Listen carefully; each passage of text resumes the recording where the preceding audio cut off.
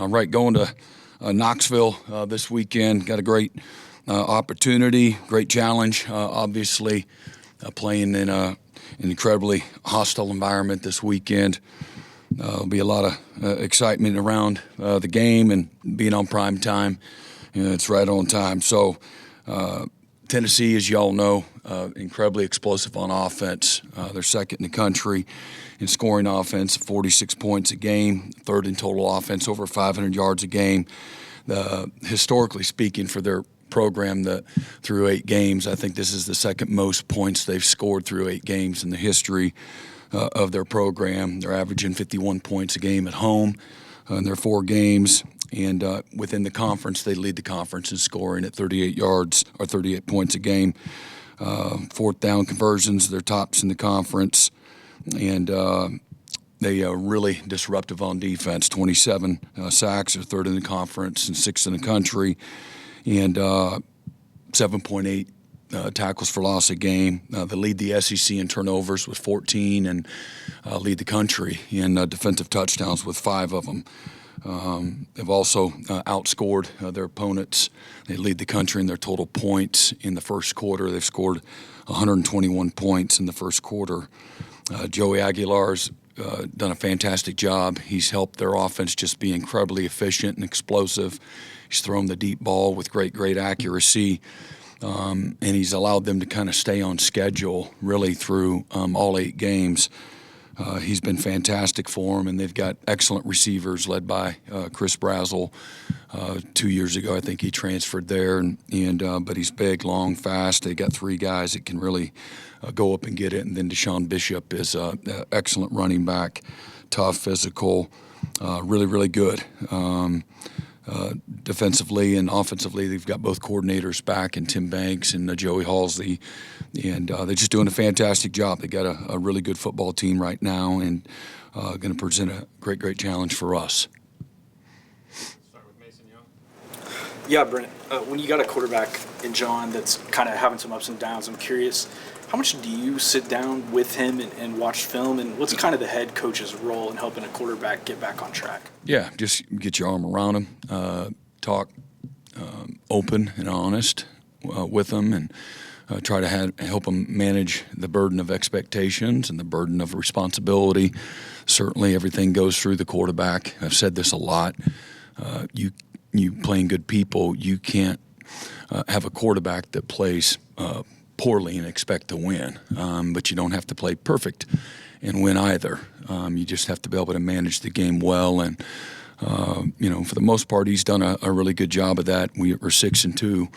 The success that we've had have been because he's done a great job of playing well at all the right times, and then again collectively around him, we gotta play better as well to help him. But you're always.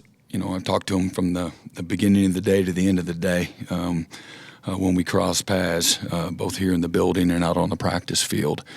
And, what the defense is doing, where the weak spots are, things of that nature.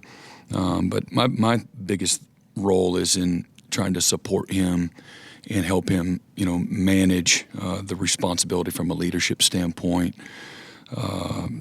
And I'm always talking with all of our players just about, the lens that you need to have from an offensive and defensive perspective at their, relative to their positions. Mm-hmm. Yeah, Brent, I heard you talking Sunday just about how unique Kendall Daniels' impact has been coming in as a transfer. How impressive has his continued development been, especially the last couple of weeks? Yeah, he's really accelerated, and you don't always see that. Maybe it's not as apparent to the naked eye, but it has been with him. His preparation and his detail, his passion, his energy, his physicality, and the fundamental things that he's getting better at have been things that have stood out, to us. And Coach Goodwin's done a great job helping him attack some areas that he needed to improve, and then he's made the decision to do that. He's a great practice player. His teammates love him. He's really been prepared and ready for whatever we've asked him to do. He's been really good on special teams as well. So he's he's right on schedule for your last year. You should be playing your best ball your last year and continuing to improve as well as as a developmental game. Mm-hmm. Yeah, Brent, we got a big picture college football question for you. There's been an abnormal amount of quick trigger firings among head coaches this season at major programs, some in the SEC. You saw Oklahoma State, Penn State. I'm wondering, is that a result of, do you think it's a result of the new college football landscape and maybe less patience that programs have to build this thing up, or what do you maybe attribute to some of these mid-season firings, I guess? Yeah, and I'm not privy to the details of those individual cases, but yeah, this is an anxious time, exciting time, and an anxious time in college football. And there's never been as much disruption as there is today, and every university and fan base, the university-wise, from an administration and leadership, they have their own set of standards and priorities, and so. From a fan perspective, man, everybody, they want a piece of that action, and I get it. You see too many programs that have been able to have some success, immediately, and then there's been a lot of programs been disrupted that maybe have been used to a level of consistency that maybe they're not experiencing right now. So, just an anxious time. A lot of emotion in the moment, and college football has never lacked for emotion and passion. And so I think you're seeing a little bit of that. But as far as those individual cases, I really don't have an opinion, only because I'm not privy to the information, on case by case. Mm-hmm. Yeah, following up on that, Brent, you personally, you're involved in this too. I mean, you're at a place that has high expectations. Yeah. What's your interaction with the guys who would make that decision, and what's my interaction? And what's going on in terms of their expectations and your status and all those things in the context of this crazy fever we seem to be in? Yeah, I mean, you'd have to maybe ask them. Otherwise, I have constant communication, great support, great guidance, great structures that are in place to help us be successful.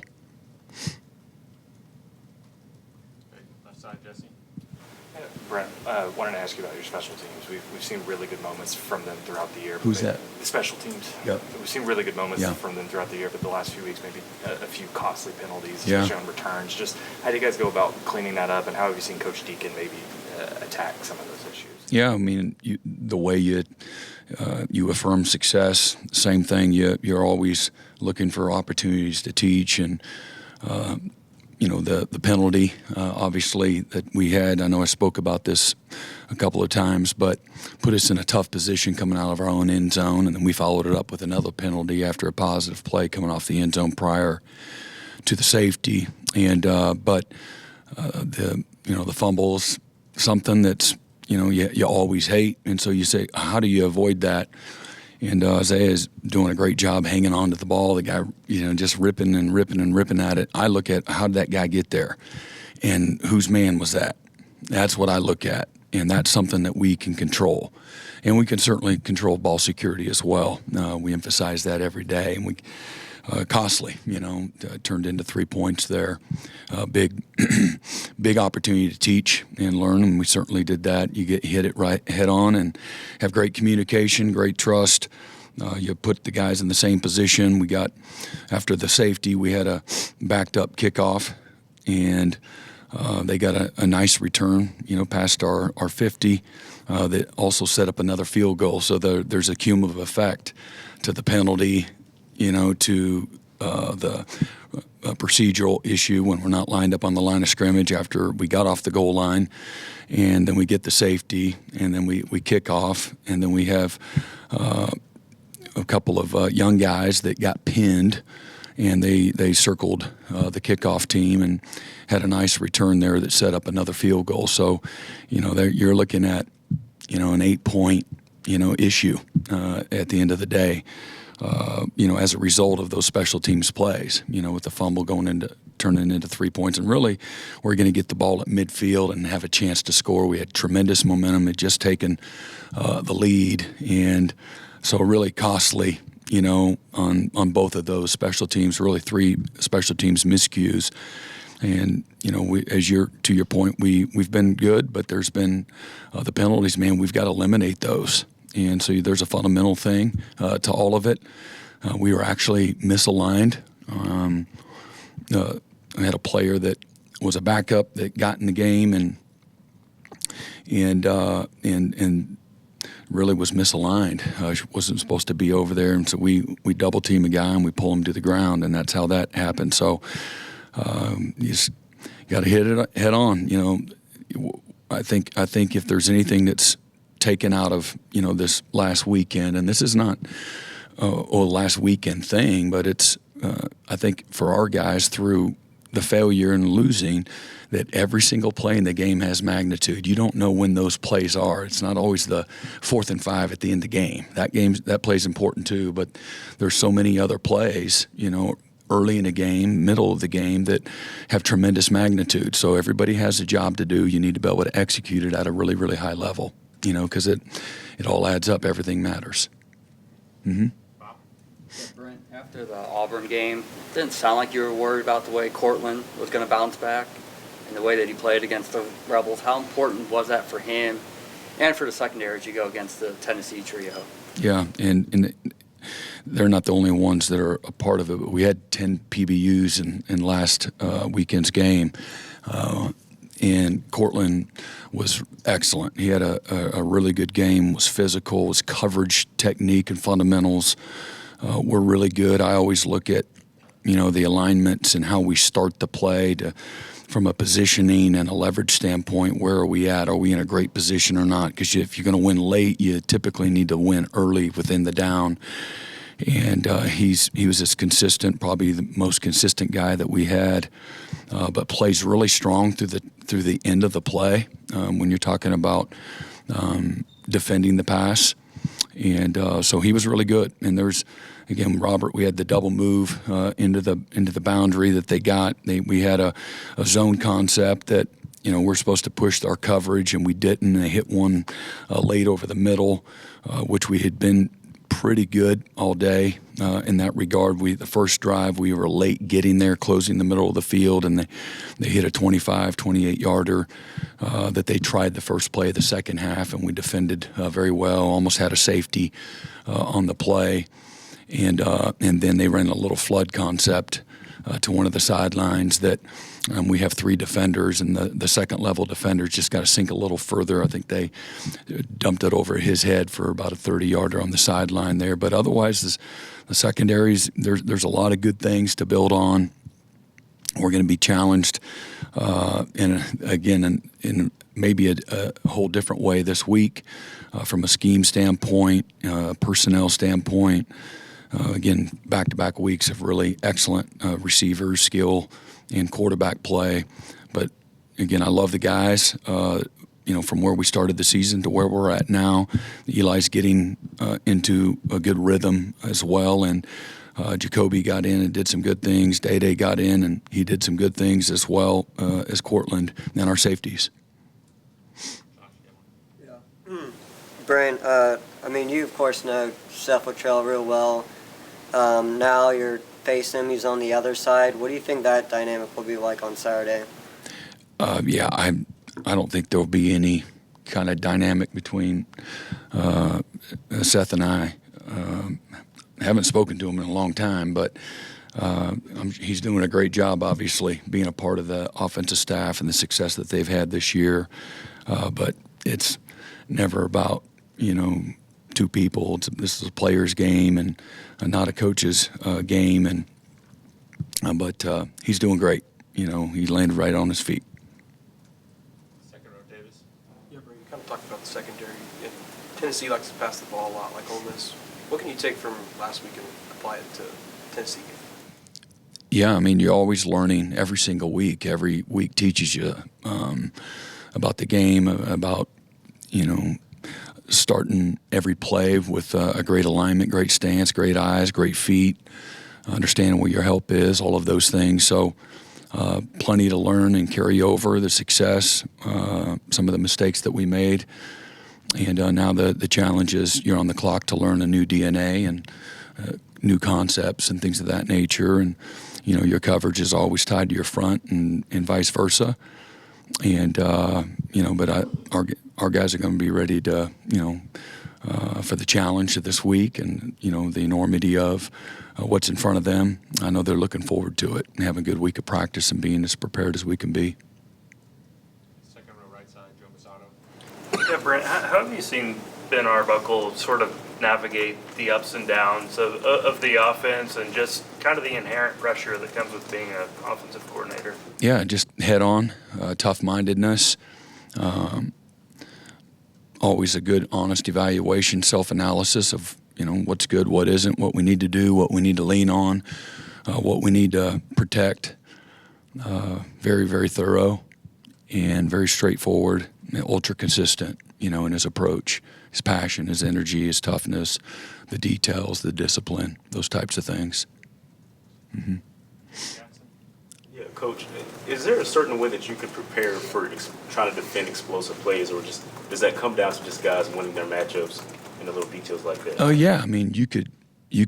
Yeah, there's lots of things that you can do. You don't know when they're coming, always, obviously, what concepts and things of that nature are coming, but you sit back and put everybody, protect them on the goal line, and that sounds like a good plan, but then they throw the ball underneath, and it turns into a short catch, turns into an explosive play. We had 5 of them on offense, and they had 8, including a couple of runs. And when actually this year, I think last year we were in the 70s in the country in explosive plays given up, and this year we're top 5 in the country, least amount of explosive plays. So we've made a tremendous amount of improvement. And as I pointed out, some of those plays were the explosive plays I was talking about, and where we need to be a little better. This is football. They're going to always be a part of it. You want to limit them. That's the ideal. Teams that win the explosive play battle are going to give themselves an opportunity to win the game. And that's not certainly the only category, but one that we put a lot of time on staying on top of the football, both in run defense and pass defense. Back to Cortland, not just this past weekend, but how have you seen him kind of respond from that Auburn game these last few games in SEC play, and what does that kind of say about his mentality and his approach? Yeah, just he didn't flinch. He took responsibility. Certainly was disappointed, but he didn't waste the pain, the suffering, the moment of failure. Didn't waste it. He took full advantage to get better. Looked it right in the eye. Took responsibility. Corrected the mistakes. Received the coaching. Looked his teammates in their eyes and said, man, that's on me. I'm going to get better. And so just making a decision that he's going to fight back. And I'm not surprised at all. That's exactly who we thought we recruited. And he's been fantastic. The Tennessee defense forced 14 turnovers this year. What have you seen prepared from them that's just made them so good at just really aggressive. They're really aggressive. They're physical. That's typically how it happens. They've done a good job getting hands up, batting balls, but they have an aggressive approach.